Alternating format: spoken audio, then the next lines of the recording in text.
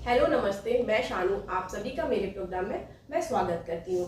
आज का जो मेरा टॉपिक है वो ये है कि बच्चे खाना क्यों नहीं खाते या बच्चे बहुत ज़्यादा वीक क्यों हो जाते हैं। सारी माँ यही कहती हैं कि मेरा बच्चा खाना नहीं खाता। तो मैं डॉक्टर सुनीता मैम का तो सबसे पहले वेलकम करती हूँ और मैं डॉक्टर सुनीता कुमार मैम जो बाल रोग विशेषज्ञ हैं उनसे ये जानना चाहूँगी कि अक्सर माँ ये कंप्लेन क्यों करती हैं कि उनका बच्चा खाता नहीं, उसे भूख नहीं लगती, क्या कारण है इसका।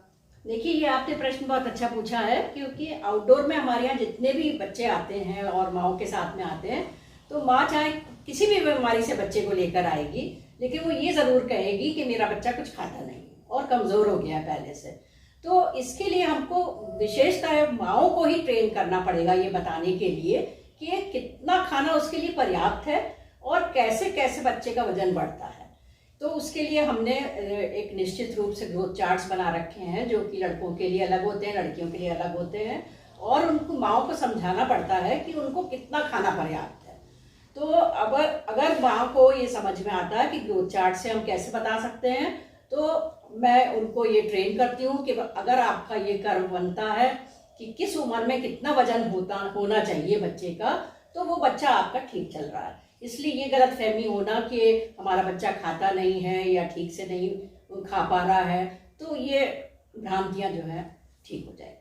मैम आपने सही बात बताई कि कितना खाना पर्याप्त है, तो मैं यही जानना चाहूंगी कि अगर बच्चा 1 वर्ष का या 6 महीने का है तो उसके लिए कितनी डाइट उसके लिए बनती है। हाँ, देखिए, अगर 6 माह तक तो हमने जैसे पहले भी वीडियोज में बता चुके हैं कि स्तनपान ही पर्याप्त होता है। स्तनपान अगर बच्चा करता है 6 माह तक, तो उसको ऊपर से पानी, दूध, गुट्टी, कोई भी चीज़ देने की ज़रूरत नहीं होती है, आवश्यकता नहीं होती है।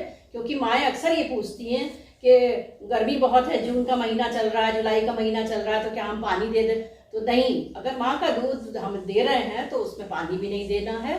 केवल जो डॉक्टर ने अगर उसको प्रिस्क्राइब की हैं कुछ मेडिसिन वो दे सकते हैं, और या फिर वैक्सीन लगता है। जैसे कि मैंने बताया कि 6 माह तक तो केवल स्तनपान ही पर्याप्त होता है, किंतु 6 से 9 माह में स्तनपान के साथ साथ हमको और भी चीज़ें गाढ़ी शुरू करनी चाहिए। जैसे अक्सर क्या होता है, माएँ कहती हैं हमने दाल का पानी शुरू कर दिया है, हमने इसको चावल का पानी देना शुरू कर दिया। तो हम यही बताना चाह रहे हैं उनको कि 6 से 9 माह में जब भी शुरू करते हैं तो पानी नहीं देना है, बल्कि उसको गाढ़ी दाल या गाढ़ा कोई भी दूध का बना हुआ प्रिपरेशन दिया जा सकता है, जैसे सूजी की खीर है, चावल की खीर है, इत्यादि है। तो मैं ये बताना चाहती हूँ कि 6 से 9 सप्ताह में आप अगर एक 250 ml की कटोरी लेते हैं तो 250 ml की कटोरी 2 बार कम से कम आधी भरी हुई होनी चाहिए। उसके अलावा वह स्तनपान कंटिन्यू कर सकता है, और 9 से 12 माह तक यही कटोरी 3 बार देनी है, 3/4 भरी हुई। लेकिन वो मटेरियल जो खिलाते हैं, जो सब्सटेंस खिला रहे हैं हम, वो पतला नहीं होना चाहिए, वो इतना गाढ़ा होना चाहिए कि चम्मच से अगर हम उसको गिराते हैं तो वो थोड़ा थोड़ा गिरता है, ये नहीं कि एकदम से दूध की तरह गिरने लगे। और 9 से 12 माह तक या 2 साल तक के बच्चे को हमें 5 बार खिलाना है, 3 बार तो पूरी भरी की कटोरी 250 ml की, और उसके अलावा 2 बार नाश्ता।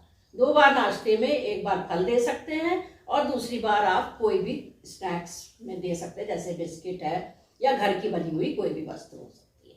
तो अब मेरा ये कहने का मतलब है कि अगर माँ को ये पता रहेगा कि हमें कितना खाना देना है, तो शायद वह ये कंप्लेन नहीं करेगी कि मेरा बच्चा खाना नहीं खाता है। मैम और ये भी कंप्लेन आती है कि अगर बच्चा खाना नहीं खा रहा है तो ये कि हमारा बच्चा कहीं दूसरी बीमारियों से तो ग्रसित नहीं है। हाँ। तो ये क्या कारण सही है कि बच्चे को कोई और बीमारी हो उसके कारण भी बच्चा खाना नहीं खाता? हाँ, बिल्कुल सही है। कई ऐसे अनेक कारण होते हैं जो कि छोटे छोटे हैं वैसे तो, जैसे मुंह में झाड़ू का होना, इन्फेक्शन होना, जिसको कि हम आम भाषा में कहते हैं झाड़ू, लेकिन हम मेडिकल भाषा में कहते हैं ओरल थ्रश या फंगल इन्फेक्शन, जिसकी वजह से बच्चा खाना खाना बिल्कुल बंद कर देता है। तो ओरल थ्रश में हमें एक तरीके की मेडिसिन होती है, वो लोकली लगाई जाती है, और अगर वो 2-3 दिन भी लगाते हैं तो वो बच्चा नॉर्मल खाना खाने लगता है। लेकिन दिखाई ऐसा पड़ता है जैसे कि बच्चा खाना खाना बंद कर दिया है। और बच्चे का हमें मुंह देखना चाहिए कि दांत में कोई परेशानी तो नहीं है, क्योंकि छोटा बच्चा है, 1-1.5 साल का है मान लीजिए, तो वो बता नहीं पाता है कि उसको तकलीफ क्या है। हमें खुद को देखना है कि क्या तकलीफ है। तो या फिर कोई एंटीबायोटिक का कोर्स चल रहा है, उसको एंटीबायोटिक्स जो है हमारे आंतों के अंदर जो प्रीबायोटिक्स और प्रोबायोटिक्स होते हैं उसको किल करता है। तो उससे क्या होता है, बच्चे की एपिटाइट सफर करती है। तो अगर कोई एंटीबायोटिक्स चल रहा है, ओरल थ्रश है, दांत में इन्फेक्शन है या लिवर में सूजन आ रही है, जैसे कि हेपेटाइटिस या जॉन्डिस में होता है, तब हमको थोड़ा सा सतर्क होना पड़ता है कि क्या वजह है जिस वजह से बच्चा खाना नहीं खा रहा है। और रेयर कारण है जिसमें कि मतलब जो कम देखे जाते हैं वो है कि बच्चा जो है कैंसर से पीड़ित है, या फिर उसमें कीमोथेरेपी चल रही है, या फिर वो किसी अवसाद में चला गया है। अवसाद में जाने का कारण है कि माँ की बिना समय असमय मृत्यु हो जाना, जिससे कि माँ से अलग होना बच्चे को किसी भी वजह से, और या फिर ऐसे अभिभावक की मृत्यु होना जो उसको दिन रात बच्चा देखता हो। तो ये सारी चीजें जो है जो इमोशनल स्ट्रेस पैदा करती है बच्चे के अंदर, ये भी एपिटाइट कम कर सकती है। तो हमको चिकित्सक को देखना पड़ता है कि इसका क्या कारण है।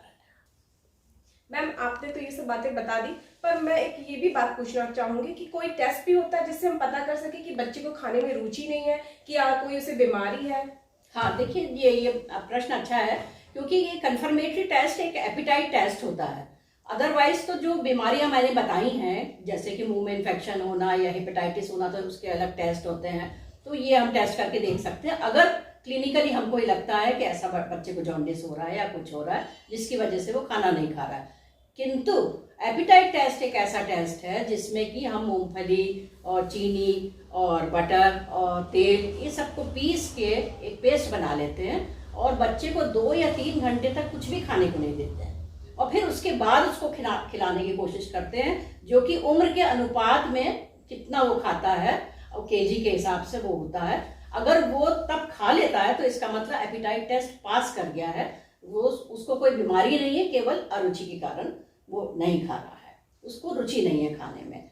तो रुचि कैसे पैदा करेंगे? रुचि ऐसा पैदा करेंगे कि बच्चे को वैरायटी दीजिए खाने में, और तरह तरह के रंगीन बर्तन दीजिए खाने को, स्वयं माँ साथ में बैठ के खिलाए और उसको गाना गाए उस समय, और या फिर वो और बच्चों के साथ खाता है तो और बच्चों को बिठाए खाने, यानी हमें उसके अंदर रुचि पैदा करनी है। मैम चलते चलते एक और लास्ट क्वेश्चन है कि क्या ट्रीटमेंट भी है इसका? कुछ ट्रीटमेंट यही है कि पहले आपको ये देखना पड़ेगा कि मतलब कारण क्या है कि वो खाने में रुचि क्यों नहीं ले रहा है।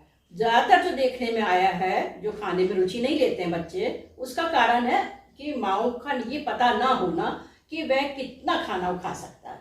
जैसे कि ऑन एन एवरेज 100 कैलोरीज पर केजी का हम लोग एक अंदाज करते हैं, तो यानी अगर 10 किलो का बच्चा है तो उसको 1000 कैलोरी चाहिए। तो अब 1000 कैलोरी कैलकुलेट करके अगर देखा जाएगा तो अमूमन 1 लीटर दूध अगर हम देते हैं जिसमें कि पानी नहीं मिलाते हैं तो 650 कैलोरीज उसमें जाती हैं। लेकिन ज़्यादातर माओं में या ज़्यादातर अभिभावक जो आते हैं वो ये बताते हैं कि हम पानी मिला हुआ दूध देते हैं, वो भी 2 या 3 बार देते हैं। तो समझ लीजिए कि उसकी कैलोरीज कितनी कम जा रही हैं। धीरे धीरे धीरे वो कुपोषित होता जाता है, और फिर तब माएँ जो है जागती हैं कि क्यों बच्चे को ऐसा हो रहा। यहाँ तक कि कई बच्चे जो 4 साल की उम्र तक के भी बच्चों को आते हैं हम लोग के पास, जो वो केवल माँ के दूध पे ही रह रहे हैं, ऊपर से खाना खिलाना शुरू ही नहीं करती है। तो अगर एपिटाइट टेस्ट वो पास कर जाता है और हम देखते हैं कि अगर कोई भी कारण इनमें से नहीं भी निकल पा रहा है, तो फिर हमको देखना पड़ेगा कि बच्चों को रुचि क्यों नहीं हो रही है, माँ स्वयं खाना खिलाए, कभी जबरदस्ती पीछे ना पड़े। और सबसे बड़ी बात है कि एपिटाइट किलर्स ना दे। एपिटाइट किलर्स होते हैं जैसे चिप्स दे दिया, बीच में टॉफ़ी दे दी, और बीच में उसको कोल्ड ड्रिंक पिला दी, सब कर दी, तो ये एपिटाइट किलर्स इनको हम कहते हैं कि अब 2 या 3 घंटे का गैप जरूर होना चाहिए बच्चे के घर। तो थैंक यू मैम, आपने हमें ये जानकारी दी। तो इसी के साथ मैं शानू आप सबको नमस्कार करती हूँ। नमस्कार।